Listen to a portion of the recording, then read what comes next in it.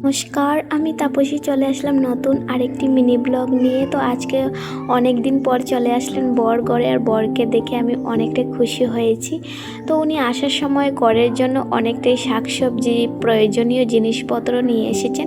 তো উনি আসার পর কিন্তু অনেকটাই ক্লান্ত হয়ে পড়লেন, অনেকটাই ঘেমে পড়েছেন। বর যখন ঘরে আসার জন্য বেরিয়েছিলেন কিছু খাওয়া দাওয়া করেননি।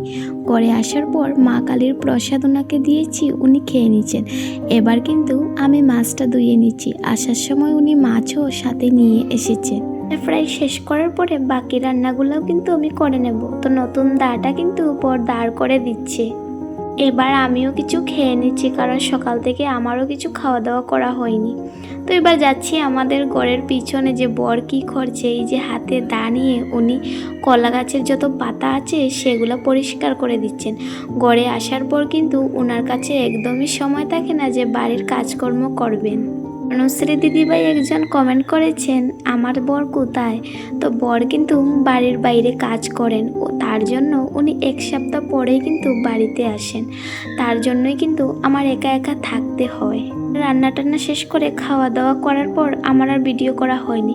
পরের দিন সকালে ঘুম থেকে উঠে আমি স্নান টান সেরে নিয়ে রান্না করতে আবারও বসে পড়লাম। রান্না টান্না শেষ করার পর বর খাওয়া দাওয়া করে নিচ্ছে। এবার কিন্তু উনি যাওয়ার সময়টা হয়ে যাচ্ছে। তো আমরা একসাথে খাওয়া দাওয়া করার পর বর কিন্তু রেডি হয়ে গেছে। এবার কিন্তু উনি ব্যাগের মধ্যে কাপড়ও ভরে নিচ্ছেন। সব কিছু হাতে নিয়ে উনি এখন বেরিয়ে যাচ্ছেন। আজকে চলে যাচ্ছেন, তার জন্য কিন্তু একদমই ভালো লাগছে না। মেয়েদের সাথে সাথে ছেলেদেরও বুকে অনেকটাই কষ্ট থাকে, হয়তো তারা মুখ খুলে কিছু বলে না। কাজের জন্য নিজের মানুষদের থেকেও কিন্তু অনেক দূরে থাকতে হয়। আমার প্রত্যেক দিন ভিডিও ভালো লাগলে চ্যানেলটিকে সাবস্ক্রাইব করে আমার পাশে থাকবেন।